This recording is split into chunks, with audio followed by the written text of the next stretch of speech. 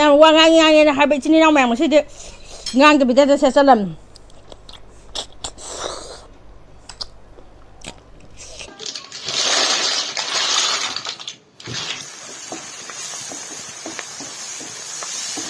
Di ho sai phut ni do adu ni adu khotong ma na di si tharoi thongba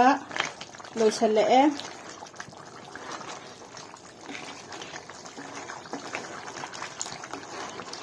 Mayam puna mak taram na uksa bagal loina na aigi channel sibu yengbiriba mipung khoding mapu ahan mamaktak da ikai khumda bu sari ado ngasi aina tawdoise aise mubang oin tawra roiba aina ngasi tawdoise aduga amatang haijaram ge kuina haidraba wahayama aigi video se ahan ba thengna bi baisini na oita de nungsi biduna aigi video sibu yengbiraga haidi karigumba kharadang haidi aina thongjariba aina thongjagadoriba mathen sidagi karigumba kharadang adongi knowledge oina kanaba phangbibo nungai bibo oitargade nungsi biduna subscribe toksan biramo aduga like to sunambiramo kawbida bida aduga video se nungai targadi amuke hena nungai targadi comments macha matang makhada thada biramo ko mayam ngasi se aise tharoi thongge na tawra ine bako aina mayam aina thongdoriba tharoi khuthong se haidi mayam ga hoi thongba da khara manaram basu ya adagi manaram da basu ya bako ado mana baisini na go dum yeng biro aduga mana da baisini na go ita di akoi gi thongbagi khuthong je mi amaga mata mana de saksu khena ba metang na khuthong ju khenei mahal ju khenei khuta lakhimi chen ba haiba masu lei lakhimi chen da ba haiba masu lei adudi ngasi aina tawdoi se tharoi thongmani adudi mayam thengtharagum se aduna ngasi di thuna sat thongto ga chatho se de let's go ngasagi kano me ando tharoi me ando aina lokhor edana duga marol ama chamthoga si loina ka ese to sik loina ka ga hujik se chienga thumga hapchala tingani yamde si chieng khar hapchale aduga thumse thum khar hapchale dudi kai aduga okhai birani ko asije mana okhai rani aigi khuthong isina mayam ko mi gi khuthong ala de aduga horen chamba khope matang de ngolo to si se ting de se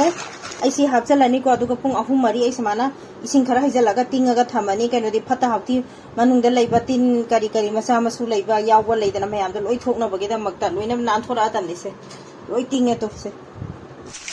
nasai ina pung ahum mari tingi ga tharoi do adu tinge ado se tharoi je chamba matamda peruk ko taga chamta ga di manam ko ena इसको क्या हो गया peruk sina kai lau tho thami kana hare ne sina kana hai mana to ga peruk siga to ga sabna nei ra chamba do hot padi ma tu mo le to si manga to tare ko kala chamba di aro se I'm just checking make sure everything is masai do sam thu kare to masa de seat na le yo to sajana seat na le chawra ba kompa se si than de ni sini koina chu thara ka do si masa seat na le onjara ga amma pa ma si anta yaw ga to singa se lutit lura ka yaw de put apa patrang trang law atro karo mahi saure do ka no to ga sare do tharoi se thadara ge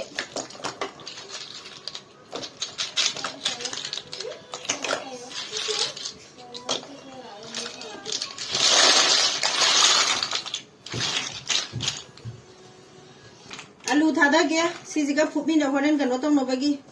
se alu jo hapchale alu macha ni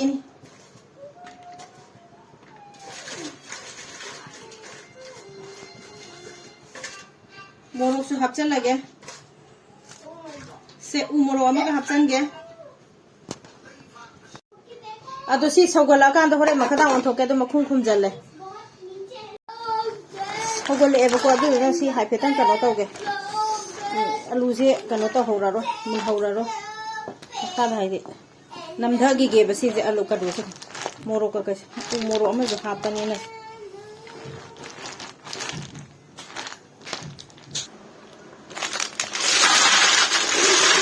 do firani semana aduga tharoi gi aluna logi khantoge ngasai gi tharoi do ai se loina khangkatle aduga ai se masum tana bane le basket ta thamme aduga morok tu su khanto e se da morok tu sile to morok se tongana me toini aduga ngasai phutmi na gi ba alu do adu su khanto ga se da thamma bane se nei khaira ga hamna bagi ni khang sa re adu ka no to ge thau hay lagi thau je kitang yam hange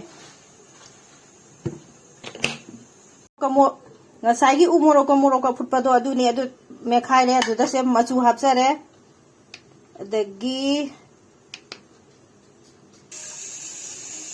thau sare adu kano thada ge tinau hape tinau hana thada ge takhale ge du maru me thara yam hange ki hapsale chanam du ka suya hura bani su da khare sonda le hawi chanam si khare le hawi du hapsan ge singa su ba hapsan ge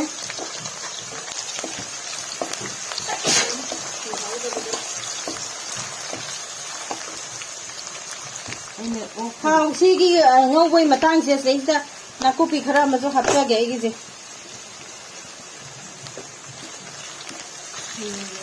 आइगी कुथों जे मयाम समाना थोंगो माना बस यावर हम निको तो मतंग अदम ये कुथों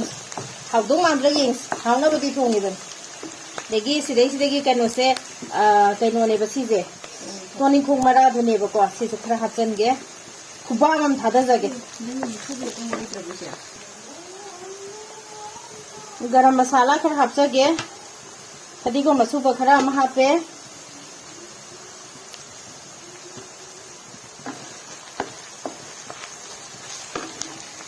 अदुगा आइगी canoe से सामरो से मसा याम नारेबा अदुना से सामरो से हापचनजरगे कोरेन कैनो दा मुक सोगलपदा खरा अमागा हापगे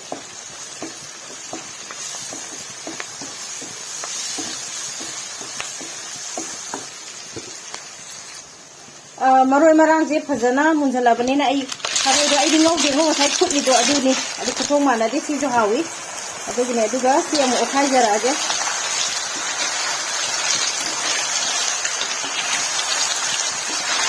सि हाना फुटलागा ngौबुजना फरेने चुप्पदो सिने याम लाइना चुप्पो सुंगने दगी कनो सि तौरे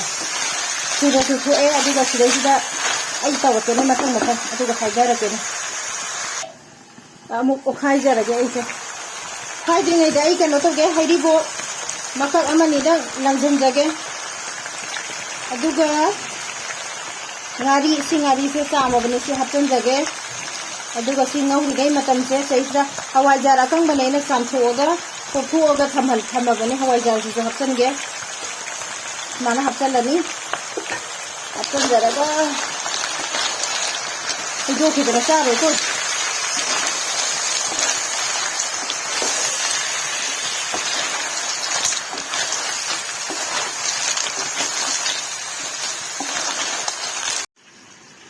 अदो फजना ngौबजे सिजु फजना तो फ्री लंगा कनो तौसले से अदो ngसाइगी आइगी मोरो अमेपा मसु का kai थापदो अदु मुसाइ संजरगे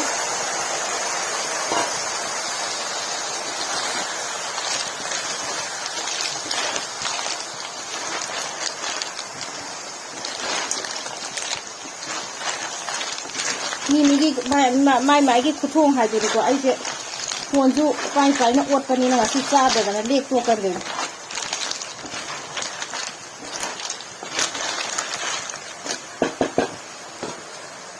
अदुगा मु मखुं कुपसला थमगे अच्छा मखुं कुपत्रिंगे दा आई कैनो दो करीबा फदिगोंगी मखो करी अकनबदो अदु खरा का सिदैजे हौजिं ngौरिगे मतम सिदा हपचा लौगीगे खो करी अकनबजे होरेन लोरगा थाकपदी गनो तौदेदना अदुना सिगे अकनबजिंगे हुजि ngौरिगे सिदा हपचनगे माना मसु हाइरि अदो आई ngसाइगी मोरो का कई कनो तो बुतो दैदे थुम थाको का हौरे अदो थुम जे थाके अदुगा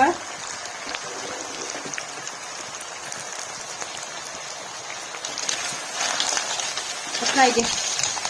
नातंग ngौगिगे सिनने कनोगी अखोगी थरोगी मनुंगा चंगागा हाइदि गारी थुम थाव कई मैम से सिजे लोई चंगागा हावबा हेलेना हाइरे आइजो आइना ngasi थोंगिजे अखोय माना हाइरकपागिनेबा दुगा हातंग ngौगी मही हापा यारकदोरा अदो हुजी फजना सुम ngौरे फजना चेसले ngौबुजनो तौले ngसाइगी आलू महीदो अदुदो हाइदि मही जे थरक नंगगदि आलू हावबसे वालेदना को कनोसे थरोइसे अदुदुना मही खरा लाक्तना तौगे मही खरा हापन गेगी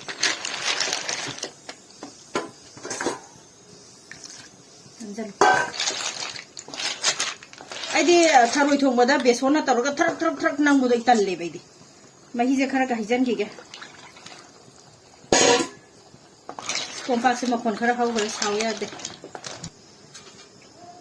oi se masadi khara masakti khara phajadre adusu thaksan garage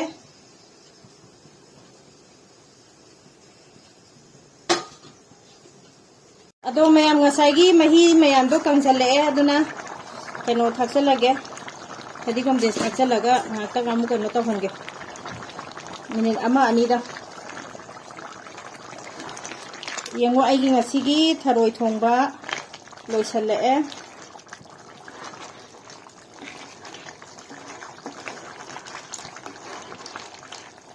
how do malabra mayam